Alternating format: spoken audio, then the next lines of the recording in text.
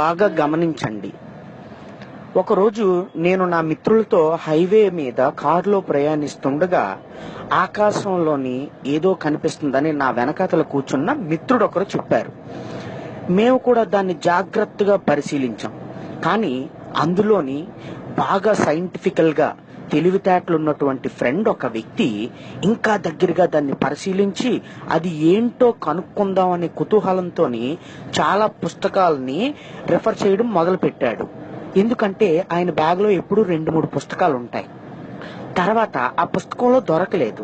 గూగుల్లో వెతికాడు, అయినా దొరకలేదు. అంటే ముందు రోజు ఆకాశం నుంచి ఏమైనా పడిందా అని. చివరికి నా పక్కన ఉన్న ఇంకొక మిత్రుడు బాగా క్లోజ్ గా చూశాడు దాన్ని. చూసినప్పుడు మాకు తెలిసింది ఏమిటంటే అది కారు మీద ఎదురుగా ఉన్న అద్దం పైన కాకిరెట్ట అని.